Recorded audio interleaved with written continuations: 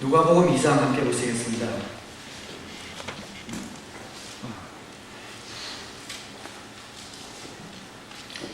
누가복음 2장 조금 길지만 주님 날씬 배경 설명을 쭉 하고 있는 구절이니까 제가 읽도록 하겠습니다.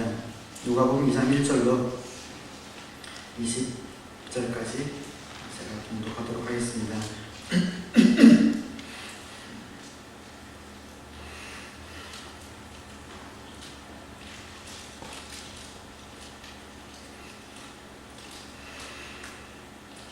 그때 아우구스투스 황제가 칙령을 내려 온 세계가 호적 등록을 하게 되었는데, 이 첫 번째 호적 등록은 구레네가 시리아에 충돌을 했을 때 시행한 것이다. 모든 사람이 호적 등록을 하러 저마다 자기 고향으로 갔다. 요셉은 다윗 가문의 자손이므로 갈릴리의 나사렛 동네에서 유대에 있는 베들레헴이라는 다윗의 동네로 자기의 약혼자인 마리아와 함께 등록하러 올라갔다. 그때 마리아는 임신 중이었는데 그들이 거기에 머물러 있는 동안에 마리아가 해산할 날이 되었다. 마리아가 첫 아들을 낳아서 포대기에 싸서 구유에 눕혀두었다. 요한에는 그들이 들어갈 방이 없었기 때문이다. 그 지역에서 목자들이 밤에 들에서 지내며 그들의 양떼를 지키고 있었다. 그런데 주님의 한 천사가 그들에게 나타나고 주님의 영광이 그들을 두루 비추니 그들은 몹시 두려워하였다. 천사가 그들에게 말하였다. 두려워하지 말아라. 나는 온 백성에게 큰 기쁨을 소식을 너에게 전하여 준다. 오늘 다윗의 동네에서 너에게 구주가 나셨으니 그는 곧 그리스도 주님이시다. 너희는 한 갓난아기가 포대기에 쌓여 구유에 누워 있는 것을 볼 터인데 이것이 너에게 주는 표징이다. 갑자기 그 천사와 더불어 많은 하늘 군대가 나타나서 하나님을 찬양하여 말하였다. 더없이 높은 곳에서 난 하나님께 영광이요 땅에서는 주님께서 좋아하시는 사람들에게 평화로다. 천사들이 목자들에게서 떠나 하늘로 올라간 뒤에 목자들이 서로 말하였다. 베들레헴으로 가서 주님께서 우리에게 알려주신 바 일어난 그 일을 봅시다. 그리고 그들은 급히 달려가서 마리아와 요셉과 구유에 누워있는 아기를 찾아냈다. 그들은 이것을 보고 나서 이 아기에 관하여 자기들이 들은 말을 사람들에게 알려주었다. 이것을 들은 사람들은 모두 목자들이 그들에게 전해준 말을 이상히 여겼다. 마리아는 이 모든 말을 고이 간직하고 마음속에 곰곰이 되새겼다. 목자들은 자기들이 보고 듣고 본 모든 일이 자기들에게 일러주신 그대로임을 알고 돌아가면서 하나님께 영광을 돌리며 그를 찬미하였다. 아멘.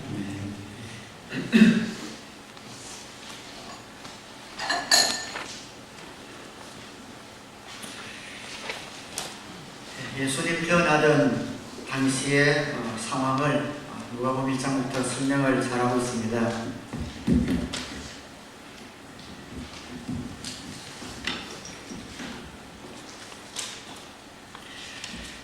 1절 2절에 보면 그때 아우구스투스 황제가 칙령을 내려 온 세계에 호적 등록을 하게 되었다. 여러분 아시다시피 유대 나라는 지금 로마의 압제하에 있지요. 근데 호적 등록을 하는 그런 목적이 있습니다. 두 가지가 있는데, 하나는 징집, 군대에 징집하기 위해서 하고, 두 번째는 세금을 걷기 위한 목적으로 합니다. 그러나 로마 황제들도 유대인들의 전통을 존중해 주었기 때문에, 또 그들의 종교를 존중해 주었기 때문에 군대 징집은 하지 않았습니다. 그래서 여기서 호적 등록은 세금을 걷기 위한 목적으로 호적 등록을 하지 않았나 싶습니다. 3절에 모든 사람이 호적 등록을 하러 저마다 자기 고향으로 갔다. 4절, 요셉은 다윗 가문의 자손이므로 갈릴리의 나사렛 동네에서 유대에 있는 베들레헴이라는 다윗의 동네로 자기의 약혼자인 마리아와 함께 등록하러 올라갔다. 헤롯 왕일 때에 이런 호적 등록을 했다라는 것은 성경 말고 다른 역사 기록에는 기록이 없습니다. 다른 역사책에 보면 이때가 아니라 AD 6년, 주후 6년경에 호적 등록을 했다라는 기록이 남아 있습니다. 왜 주후 6년에 남아 있냐면 그때는 강제로 호적 등록을 했기 때문에 유대인들의 반발이 굉장히 심했습니다. 큰 소동과 폭동 직전까지 갔던 그런 사건이 있었기 때문에 역사책에 기록되어 있고, 오늘 본문에 되어 있는 이때 호적동록은 평온하게 순조롭게 끝났기 때문에 그렇게 따로 기록이 되어 있지 않은 것 같습니다. 약혼자 마리아와 함께 갔다. 그 위에 북부죠. 나사렛에서 저 남쪽에 있는 예루살렘까지, 베들레헴까지 호적동록을 하러 갔습니다. 약혼자와 함께 갔다 이렇게 기록을 하고 있는데, 약혼자와 이렇게 장기 여행을 이렇게 하면 안 되죠. 근데 장기 여행을 합니다. 왜 이렇게 기록했냐면은 마태복음 1장 24절 25절에 보면 요셉은 잠에서 깨어 일어나서 주님의 천사가 말한 대로 마리아를 아내로 맞아들였다. 그러나 아들을 낳을 때까지는 아내와 잠자리를 같이 하지 않았다. 아들이 태어나니 요셉은 그 이름을 예수라고 하였다. 마태복음에 보면은 마리아에게 천사가 나타나서 너에게 성령으로 말미암아 아기를 잉태할 텐데 그 아기를 예수라 하라 했을 때 마리아가 순종합니다. 이들은 약혼한 사이입니다. 결혼은 하지 않고 정혼한 사이입니다. 마리아가 순종한 것처럼 요셉도 어려운 사람이라 마리아의 그 말을 듣고 아기가 태어나기까지 그들이 잠자리를 하지 않았다, 그렇게 강조를 하고 있습니다. 왜냐하면 예수님께서는 동정녀, 처녀에게서 태어나셨기 때문에 그래서 강조하기 위해 잠자리를 하지 않았다. 또 누가복음에는 약혼자, 결혼은 한 상태지만 약혼자라고 이렇게 표현을 하고 있습니다. 방을 넣지 못해서 마곡간에 들어가지요. 우리가 연극이나 영화 같은 것을 보면 이 장면을 굉장히 극적으로 그립니다. 막 집마다 발을 동동 구르면서 쫓아다니면서 방 없습니까? 방 없습니까? 그렇게 하긴 하는데, 여기서 여관이라고 한국말로 표현이 되어 있지만 상업적 여관이라는 단어는 따로 헬라어로 있습니다.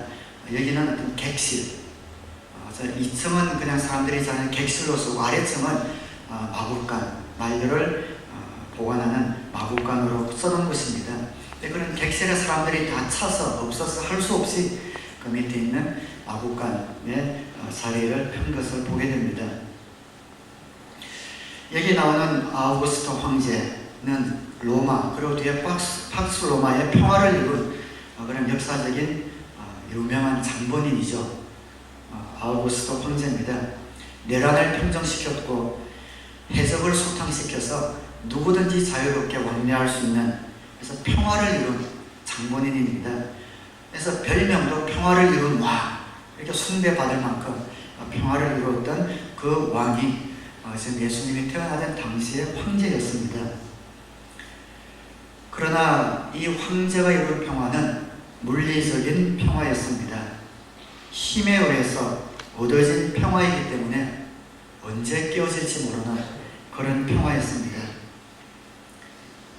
이때 로마의 권력은 지금의 미국의 어떤 한 10배나 되는 그런 강력한 힘을 갖고 있었던 그런 시대입니다. 그 시대의 황제, 평화의 왕으로 불리움받는 아우구스투스가 황제로 있을 때 사실은 진짜 평화의 왕이 마곡간에서 태어나고 있습니다. 물리적으로 힘을 사용해서 얻었던 그 평화를 가진 그 왕이 황제로 지금 등극해 있지만 진짜 평화의 왕은 궁궐이 아니라 마곡간에서, 구유에서 태어나고 있습니다. 왜 하나님께서 아우구스투스 황제보다 훨씬 더 높은 왕 중의 왕인 우리 주 예수님을 구유에 태어나게 하셨을까요? 이제 새로운 세계가 펼쳐집니다. 새로운 시대가 전개됩니다. 이제 구유에 태어나신 아기 예수님을 통해서 도래될 그 새 시대는, 그 하늘나라는, 그 예수님이 갖고 오신 하늘나라는 이 세상 나라와 근본적으로 다르다, 다를 수밖에 없다라는 것을 오늘 여기서 예고하고 있는 것입니다. 위대한 왕이면 화려한 궁궐에서 태어난 것이 당연하지만 이런 위대한 왕이 저 구유에서 태어났다라고 하는 것은 앞으로 이분이 세우게 될 하늘나라는 이 땅에 사는 세상 사람들이 바라보고 생각하고 갖고 있는, 그리고 있는 그러한 왕국과는 다르다 하는 것을 오늘 예수님의 태어나심과 동시에 보여주고 있습니다. 예수님을 통해서 세워지게 될 하늘나라는 세상적인 가치관이 무너지고 세상적인 체제가 뒤바뀌는 이 세상의 나라와는 너무나 다른 그런 나라가 세워질 것이라는 것을 오늘 왕중의 왕이신 아기 예수님께서 마곡간에서 태어나시는 것으로 출발을 하고 있습니다. 예수님께서는 왕으로 이 세상에 오셔서 이 하늘나라와 세상의 나라가 얼마나 다른 곳인가 하는 것을 성경 여러 곳에서 반복해서 말씀하고 계시죠. 그 중에 하나 예로 마태복음 20장 28절에 보면 인자는 섬김을 받으러 온 것이 아니라 섬기러 왔으며 많은 사람을 위하여 자기 목숨을 몸값으로 치르려고 왔다. 세상 나라에서는 인생의 목적이 뭔고 하니 섬김을 받는 겁니다. 어떻게 해서든지 섬김을 받고 높아지려고 하는 이유는, 내가 섬김을 받고 높아지려고 하는 그런 이유는 나를 섬겨주는 사람이 많아지기 때문이죠. 나를 섬겨주는 사람이 많을수록 세상에는 성공했다고 이야기합니다. 예수님께서는 하늘나라에서는 반대라는 겁니다. 하늘나라는 이것이 완전히 거꾸로, 완전히 뒤바뀐다는 겁니다. 예수님 당신도 나는 섬김을 받으러 온 것이 아니라 섬기러 왔고 내 목숨을 많은 사람의 대속물로 주려 함이니라라고 말씀을 하고 있습니다. 하늘나라의 백성은 섬김을 받는 것이 아니라 섬기는 것이 인생의 목적이 되어야 한다. 이 세상 가치관과 체제와는 다른 그런 가치관을 갖고 있는 곳, 그것이 하늘나라임을 말씀을 하고 있습니다.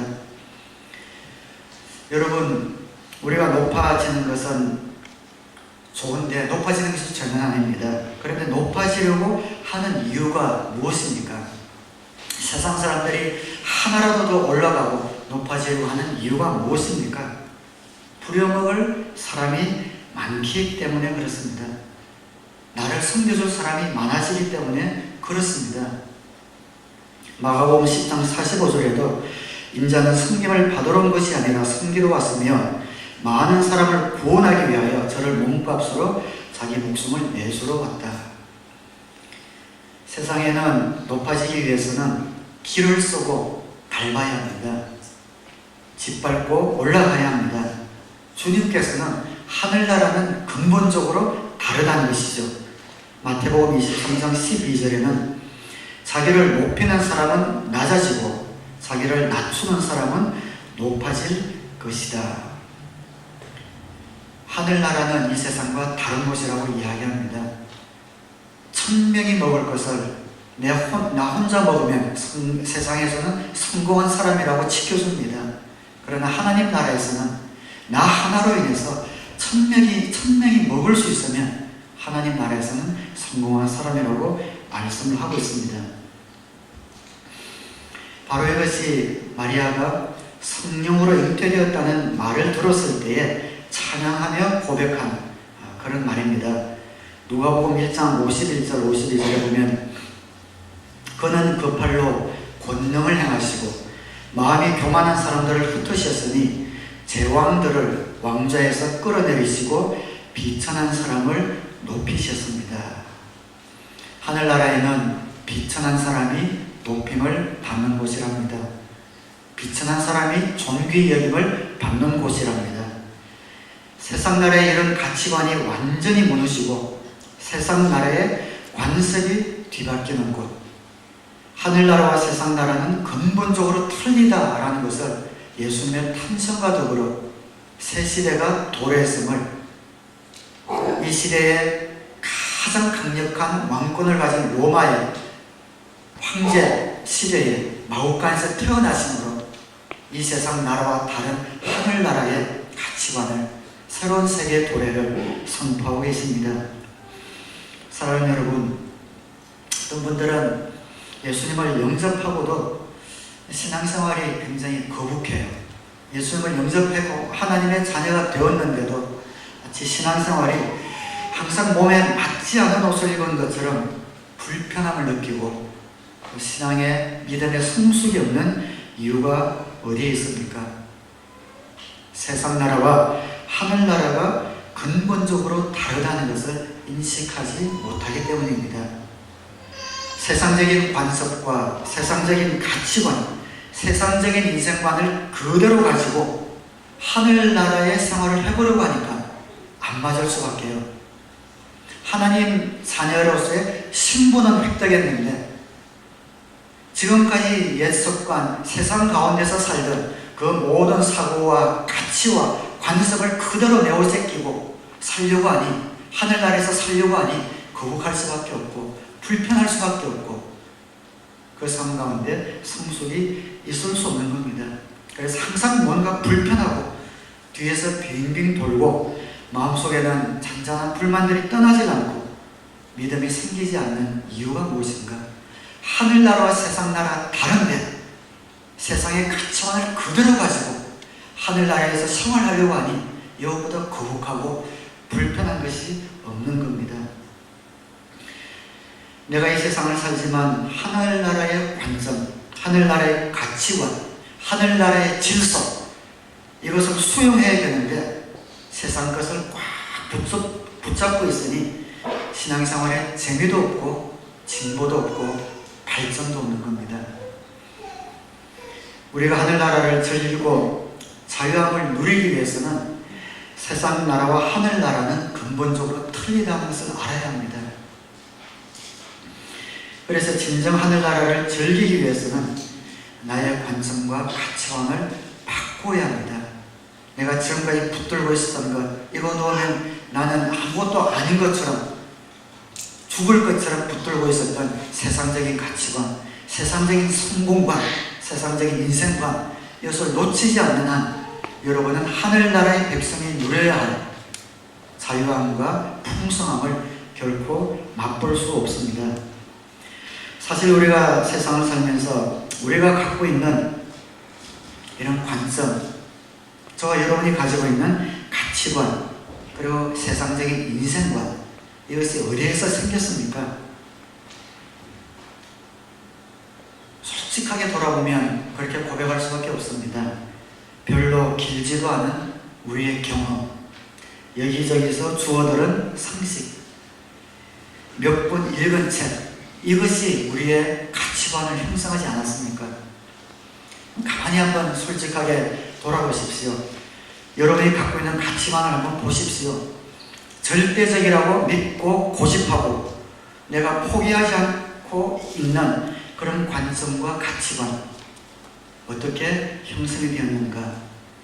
어릴 때 나도 모르게 부모님으로부터 물려받았다든지 자신의 조그만 경험에서 얻어졌든지 남에게 여기저기서 채집한 그런 상식들, 책 몇 권 읽은 것, 그것이 다인 줄 알고 이것이 내가 세상을 살아가는 나만의 가치관인 줄 알고 꼭 붙들고 놓치면 죽는 줄 알고 이렇게 살아가고 있는 것 아닙니까?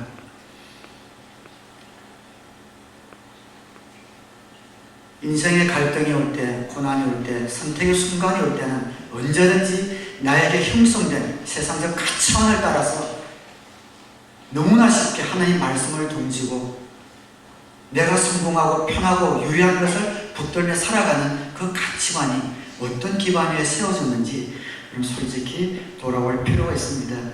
그것을 고집하고 꼭 붙들고 있으니 그러면서 하늘나라의 삶을 살려고 하니 안 되지요. 될 리가 없지요. 그러니 신앙생활에 기쁨이 없고 활력이 없고 능력이 나타나지 않고 열매가 맺히지 않는 겁니다. 새해가 되면 주님에게 믿음을 주십시오, 믿음을 주십시오. 아무리 기도 제목으로 내어놓아도 그런 삶이 우리 가운데 일어나지 않는 이유는 단 한 가지입니다. 내가 갖고 있는 옛사람의 습관과 전통, 나에게 나도 모르게 세워진 옛 왕국의 가치관들을 무너뜨리지 않고서는 하늘나라의 풍성함을 우리는 맛볼 수 없습니다. 구원은 받지요. 예수를 믿었기 때문에 구원은 받겠지만 하루하루 하나님께서 하루 속에 예비하시고 허락하신 그 풍성을 맛보기는 요원합니다. 정말 하늘나라의 이런 자유함과 축복을 누리기 위해서는 어디서부터 시작이 되어야 하는가, 우리의 신분이 무엇인가 하는 것을 깨닫는 데서 시작해야 합니다. 우리의 아이덴티티가 무엇인가, 그것을 깨달아야 합니다.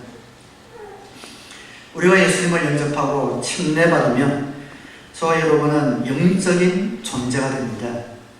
하나님의 자녀가 됩니다. 새로운 피조물이 됩니다.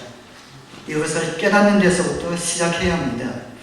바울은 흥분해서 그렇게 고백을 하고 있습니다. 고린도서 5장 17절에 누구든지 그리스도 안에 있으면 그는 새로운 피조물입니다. 옛것은 지나갔습니다. 보십시오. 새것이 되었습니다. The old has gone, the new has come. 이제 나는 옛날의 내가 아니다. 새로운 욕구와 새로운 능력을 갖게 된 새로운 피조물이다. 그것을 깨닫는 데서부터 시작하는 겁니다. 하나님께서 창조를 두 번 하셨습니다. 첫 번째는 아담을 흙과 뼈를 통해서 만드셨습니다. 두 번째는 성령으로 창조주셨습니다. 두 번째는 우리를 성령으로 빚어주셨습니다. 우리가 예수님을 영접할 때 성령으로 빚어주셔서 우리를 영적인 사람으로 태어나게 하신 겁니다. 새로운 욕구와 새로운 능력을 가진 새로운 피조물로 나를 새로 태어나게 하셨다 라는 우리의 신분을 깨닫는 데서 시작합니다. 하늘나라의 축복을 누리기 위해서 두 번째 우리가 깨달아야 할 것은, 우리가 정말 하늘나라에 합당한 사람이 되고 거기에 맞는 축복을 누리기 위해서는 우리의 사고, 우리의 관점, 우리의 가치관을 바꾸어야 한다는 것이죠. 내가 갖고 있는 사고와 가치관과 인생관이 얼마나 피상적이고 수준이 낮은 것인가라는 것을 알아야 하고 이것을 바꾸어야 합니다. 어떻게 바꾸는가? 진리에 의해서 바꾸어야죠. 진리가 무엇입니까? 하나님의 말씀입니다. 하나님의 말씀에 비추어서 우리 자신의 모든 가치관과 습관을 바꾸어야 합니다. 여러분, 좋은 책들 많이 읽으십시오. 좋은 경건 서적들 많이 읽고 많이 도움 받으십시오. 그러나 그 무엇보다도 성경 말씀을 꼭 붙드시기를 주님의 이름으로 축원합니다. 영적인 하나님의 자녀에게 필요한 모든 진리가 말씀 속에 다 들어있습니다. 이 말씀을 읽지 않고 말씀을 보지 않고 우리의 새로운 습관, 가치관이 생길 수가 없습니다. 하나님이 우리에게 새로운 욕구와 능력을 주셨으니까 이 말씀을 통해서 그것을 깨닫고 키워나가서 내 습관이 되게 하고, 습관이 되어서 우리 삶이 변화되어 하늘나라의 축복과 자유함을 맛보는 그런 복된 하나님의 자녀들이 다 되시기를 주님의 이름으로 축원합니다. 주님 오신 귀한 성탄절을 감사하면서 아직 세상 나라의 가치관과 관점에 매여 있는 분들은 나에게 형성되어진 그 가치관이 정말 가치 있는 것인지, 정말 꼭 붙들고 있는 그 가치관이, 옛사람의 가치관이 정말 고급스러운 것인지 가치 있는 것인지 정직하게 살펴보시고 하나님 나라의 가치관으로, 하나님 나라의 진리의 말씀으로 바꾸셔서 하늘나라의 자유함과 풍성함이 저와 여러분들의 삶 가운데 항상 깃들게 되기를 다시 한번 주님의 이름으로 축원합니다. 하나님께서는 세상 통치자들도 당신의 목적을 위해서 사용하시는구나 하는 것을 느끼게 됩니다. 아우구스투스 황제를 통하여 호적 등록 명령을 내리시면서 정말 세밀하게 한치의 빈틈도 없이 하나님의 섭리를 이루시는 그 손길을 여기서 발견하게 됩니다. 예수님은 다윗의 자손으로 태어날 영원한 왕이 되신다, 이 예언을 성취하기 위하여 오실 것이다라는 것을 성경 많은 예언자들을 통하여 예언이 되어지고 있지요. 사무엘하 7장 16절에 보면 내 집과 내 나라가 내 앞에서 영원히 이어갈 것이며 내 왕위가 영원히 튼튼하게 서 있을 것이다. 다윗을 향하여 한 나단 선지자를 통하여 다윗에게 준 예언이지만 이 예언이 예수님을 예언하고 있는 것을 보게 됩니다. 이후에도 많은 예언자들을 통하여 다윗의 왕으로, 다윗의 후손으로 오실 영원한 왕 메시아에 대한 예언이 있습니다. 그 중에 한 사람이 주전 600년경에 활동했던 미가라는 선지자입니다. 미가서 5장 2절에 보면 그러나 너 베들레헴 에브라다야 너는 유다의 여러 족속 가운데서 작은 족속이지만 이스라엘을 다스릴 자가 내게서 내게로 나올 것이다. 다윗의 자손인 예수님께서 베들레헴에서 태어나실 것을 기원전 600년경에 예언을 하고 있습니다. 베들레헴에서 메시아가 태어날 것이다. 근데 문제가 생겼습니다. 마리아가 성령으로 예수를 잉태했는데 이 마리아는 사는 곳이 저 북쪽에 있는 나사렛입니다. 그런데 베들레헴은 저 밑에 있는 한참 내려가야 되는 유다 남쪽 지방입니다. 이 예언이 이루어지기 위해서 하나님이 어떻게 하셨습니까? 황제의 마음을 움직이신 거죠. 갑자기 황제에게 내가 인구조사를 한번 해봐야겠다. 예수님 태어나던 딱 그 시간에 맞추어서 인구조사, 호적 등록을 명하게 되고 그리고 자기가 사는 곳에서 주후 6년경에는 자기가 사는 곳에서 살라고 했는데 이때는 자기 본적지로 내려가서 해라 해서 마리아가 자신의 본적지인 베들레헴까지 내려가게 만듭니다. 그래서 그 예언을 성취하게 됩니다. 우리 하나님은 교회의 하나님뿐만 아니라 세상을 지배하는 하나님이십니다. 우리 믿는 사람들만의 하나님이 아니라 믿지 않는 사람들의 창조주시고 이 모든 인류를 다스리는 분입니다. 그런 의미에서 저와 여러분뿐 아니라 이 세상 모든 사람들도 모두 하나님의 종입니다. 악한 사람도 혹은 악한 행위를 통해서도 하나님의 뜻을 이루어가기 때문에 모두가 하나님의 종이지요. 우리는 다 하나님의 종이고 도구입니다. 그런데 하나님의 뜻을 알아서 자원해서 충성하는 종을 착한 종이라고 그러고 상급이 있다라고 말씀하시고 자기가 악하게 굴어서 그 악한 뜻을 통해서 하나님의 뜻을 이루는 종은 악한 종이고 결국에는 멸망이 기다리고 있습니다. 가룟 유다도 예수님의 구속의 역사에 있어서는 없어서는 안 될 사람이었습니다. 그러나 이 사람은 악한 뜻을 쫓아 순종함으로 멸망에 떨어졌지요. 베드로도 기독교 역사에 없어서는 안 될 사람입니다. 그러나 이 사람은 자진해서 순종했기 때문에 상급받는 하나님의 종이 되었습니다. 하나님은 이 세상도 쓰시고 이 세상의 통치자들도 사용하십니다. 여러분의 기도 제목들이 있습니까? 하나님께 오랫동안 간구하는 그런 소원들이 있습니까? 하나님께서는 이 세상 모든 만물의 주인이시기 때문에 이 세상 모든 사람들을 사용하셔서도 여러분의 기도의 제목들을 이루어 주실 줄 믿습니다. 그리고 주님 뜻을 붙들고 있다면 하나님은 악한 뜻과 악한 사람을 사용하셔서라도 그분의 뜻을 이루시고야 말 겁니다. 이민국 직원 하나님이 시키면 해야 합니다. 이민국 국장도 하나님이 시키시면 해야 하고 캐나다 수상도 하나님이 시키시면 해야 하고 미국 대통령도 하나님이 시키시면 해야 합니다. 우리 하나님은 천하 만물을 쓰시는 하나님이시다. 가장 강력한 권세를 가졌던 아우구스 황제를 쓰셔서 600년 전에 예언하신 그 예언을 성취시키는 하나님, 이런 크고 놀랍고 위대하신 하나님이 저와 여러분들이 하나님이시라는 것을 아시고 이 크신 하나님을 보시고 신뢰하시고 믿음으로 구하셔서 통치자 되신 하나님의 능력을 모두 경험하시기를 주님의 이름으로 축원합니다.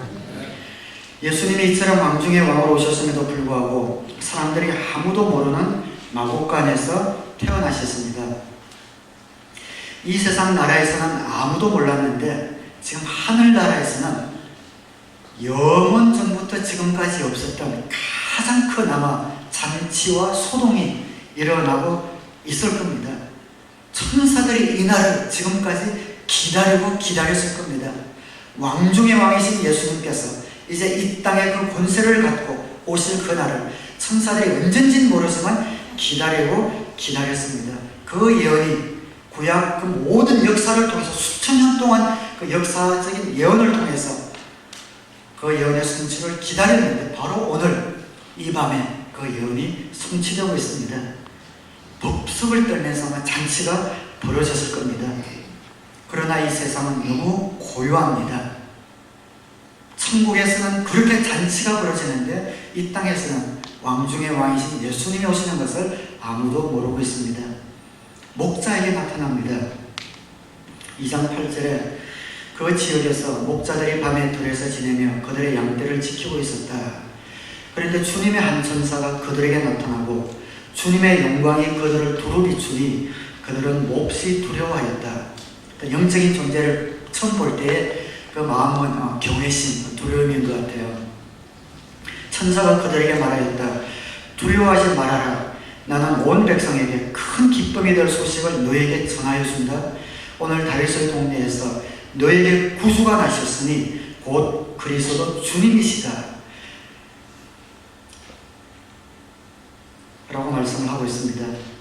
그리고 너희는 한 갓난아기가 포대기에 쌓여 구유에 누워있는 것을 볼 터인데 이것이 너에게 주는 표징이다.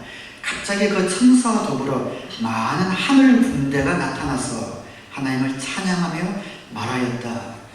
이 땅의 군대라면 육군, 보병, 포병, 기갑부대, 각종 군대가 한꺼번에 다 모인 것처럼 오늘 주님이 탄생하는 이 날에 모든 천사들이, 모든 종류의 천사들이 한꺼번에 다 모여 하나님을 찬양하며 지금 잔치를 부리고 있습니다.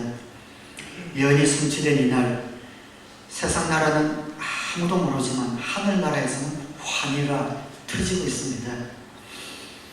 왜 이런 왕 중의 왕이 태어나신 것을 왕이나 귀족 하다못해 신앙 좋은 그 시대의 종교 지도자들에게 나타나지 아니하고 낮도 아니고 그 추운 밤에 양을 치고 있는 비천한 목자들에게 예수님이 나타나셨을까요? 말씀드린 것처럼 이제 새로운 시대가 도래하고 있다는 것을 이들에게 또한 가르쳐주고 있는 겁니다. 앞으로 왕이 태어나서 이루실 나라가 이런 나라가 될 것이다 라는 것을 천사들이 목자들에게 나타나서 선포해준 말씀을 통하여 계시해주고 있는 겁니다. 예수님을 통하여 이 땅에 도래할 하늘나라는 어떤 나라인가? 목자처럼 비천한 사람들의 것이라는 것이죠. 낮고 비천하고 겸손하고 주님 없이는 살 수 없는 그런 자들의 것이 바로 하늘나라가 될 것이다라는 것을 가르쳐주고 있습니다. 비천한 사람들이 높임을 받는 이런 새로운 시대, 새로운 나라가 지금 오고 있다는 겁니다. 하늘나라에서는 우리가 정말 소망 없이 사는 수밖에 없는 때가 많습니다. 하늘나라의 가치관을 갖고 살아가다 보면 세상 사람들이 그 하늘나라 사람들을 볼 때에 정말 약하게 보이고 어리석게 보이고 소망 없이 사는 것처럼 보일 때가 많습니다. 그러나 하늘나라는 세상 나라와는 틀립니다. 하늘나라의 실패가 세상 나라에서는 성공이 되고 세상의 성공이 하늘나라에서는 실패가 될 수 있는 그런 새로운 나라가 이 땅에 온다는 겁니다. 그래서 하늘나라의 삶을 살고 있는 하나님의 영적인 자녀들은 절망할 필요가 없다는 겁니다. 비천한 사람의 높임을 받고 소망을 가질 수 있는 이 하늘나라, 이 하늘나라의 삶을 가장 아름답고 정확하게 선포한 헌장이 있다면 저는 마태복음 5장의 8복이라고 생각합니다. 마음이 가난한 사람은 복이 있다. 하늘나라가 그들의 것이다. 또 마음이 가난한 것은 결핍을 느끼는 겁니다. 자신 없어하고 열등감 가운데 살아가는 것, 세상에는 성공하지 못하는 삶입니다. 그런데 하늘나라에서는 복이 있답니다. 왜 그런가? 자신이 갖춘 것이 없기 때문에, 내가 결핍을 느끼기 때문에 하나님께 나아갈 수밖에 없고 하나님을 찾을 수밖에 없고 하나님을 찾는 것이, 그러다 보니 그것이 바로 복이 된다는 겁니다. 여러분, 전도하다 보면 전도하기 힘든 사람이 있죠. 가난하지 않은 사람입니다. 물론 물질적으로도 가난하지 않지만 그냥 심적으로 사는 것이 가난하지 않는, 모자란 것이 없는 사람이 정말 전도하기 힘들죠. 왜? 그 사람은 예수 믿을 필요가, 이유가 없기 때문입니다. 그러나 그것보다 더 큰 저주가 없습니다. 한 몇십 년 잘 먹고 편안하게 잘 살겠죠. 그러다 영원한 멸망에 떨어질 겁니다. 여러분은 여러분의 결핍을 감사하시죠. 아프지 않았다면 하나님 안 찾았을 뿐 있을 거고, 사업에 실패하지 않았다면 하나님 붙들지 않았을 수 있고, 직장생활 어려움 겪지 않았다면 여러분이 이곳에 이민 와서 힘든 갈등과 고난을 겪지 않았다면 찾지 않았을 그 주님을 여러분의 결핍을 통해서 찾았습니다. 마음이 가난한 사람은 복이 있다. 하늘나라가 그들의 것이다. 슬퍼하는 사람은 복이 있다. 하나님이 그들을 위로하실 것이다. 아픔과 상처를 갖고 있는 사람들, 이 세상에 상담가를 만나 해결될 일이 아니죠. 누구도 위로해 줄 수 없는 슬픔과 아픔, 세상에는 위로받지 못하는 이러한 슬픔을 가진 사람은 하늘나라의 위로를 받기 때문에 복이 있다는 겁니다. 완전히 다른 하늘나라의 가치관 아닙니까? 부유한 사람이 복이 있는 곳이고, 기쁘고 마음이 든든한 사람이 복이 있는 이 세상 가운데 예수 그리스도께서 구유해 오시고 목자들에게 그 소식이 전해지는 것을 통해서 새로운 가치관과 새로운 개념을 가진 하늘나라가 이 땅에 진격하고 있다는 것을 성탄 아침에 우리에게 보여주고 있습니다. 온유한 사람은 복이 있다. 그들이 땅을 차지할 것이다. 온유해서는 세상에서 성공하지 못합니다.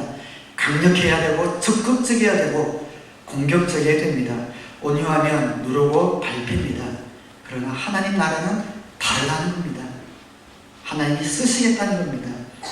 의에 수리고 목마른 사람은 복이 있다. 그들이 배부를 것이다.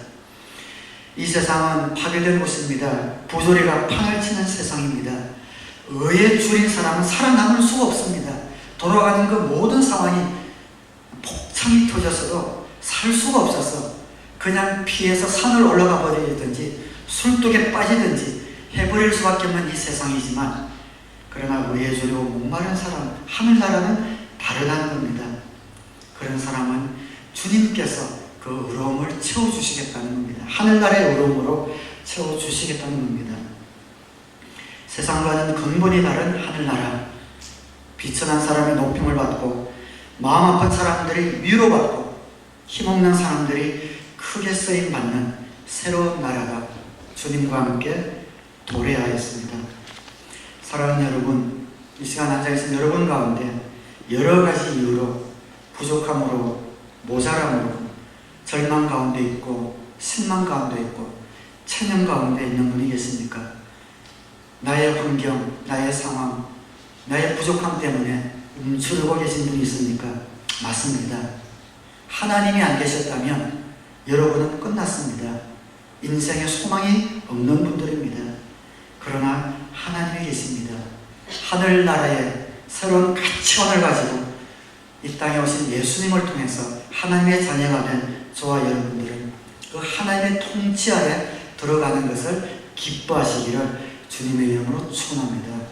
우리가 하나님의 통치 밑으로 들어갈 때에 세상 가치와는 완전히 다른 하늘나라의 윤택함과 풍성함과 자유함이 기다리고 있고, 거기엔 절망도 낙심도 체념도 없는 곳입니다. 낮은 자를 높이기 위해 주님이 오셨습니다. 약한 자를 강하게 하기 위해 오셨습니다. 비천한 자를 존귀하게 하기 위해서 주님이 이 땅에 오셨습니다. 상황 보지 마시고 하나님 바라보시고, 사람에게 도움 청하지 마시고 하나님께 도움을 청하시고, 사람에게 귀 기울이지 마시고 하나님 말씀에 귀를 기울이셔서 절대적으로 순종하시기를 바라고, 그리하여 누구에게나 주시는 소망과 평화를 맛보시기를 우리 주님의 이름으로 축원합니다. 목자들은 이 말을 듣고서 이렇게 고백합니다. 15절에 천사들이 목자들에게서 떠나 하늘로 올라간 뒤에 목자들이 서로 말하였다. 베들레헴으로 가서 주님께서 우리에게 알려주신 바 일어난 그 일을 봅시다. 그들은 급히 달려가서 마리아와 요셉과 구유에 누이는 아기를 찾아냈다. 그들은 이것을 보고 나서 이 아기에 관하여 자기들이 들은 말을 사람들에게 알려주었다. 이것을 들은 사람들은 모두 목자들이 그들에게 전해준 말을 이상히 여겼다. 이상히 여겼죠. 이렇게 기쁜 소식을 듣고도 반응이 이상하다. 우리 주에도 여러분 보면 복음을 전하는데 깨어진 가정이 이렇게 회복된 감정을 하는데 그 이야기를 듣고 신기하네. 그리고 끝. 그런 분들이 많이 있죠. 그 주의 사람들이 다 그랬다는 겁니다. 관심이 없는 것이죠. 마리아는 이 모든 말을 고이 간직하고 마음속에 공범이 되시겠다. 목자들은 자기들이 듣고 본 모든 일이 자기들에게 일러주신 그대로임을 알고 돌아가면서 하나님께 영광을 돌리며 그를 찬미하였다. 그래서 마지막으로 말씀드리고 싶은 것이 이겁니다.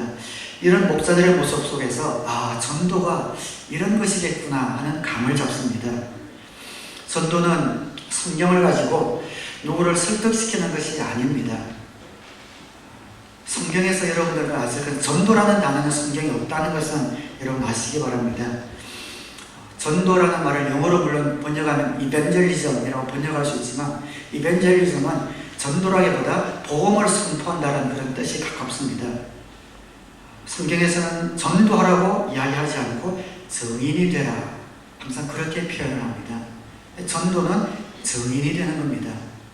사도행전 1장 8절에 그러나 성령이 너에게 내리시면 너희는 능력을 받고 예루살렘과 온 유대와 사마리아에서 그리고 마침내 땅 끝까지 이르러 내 증인이 될 것이다.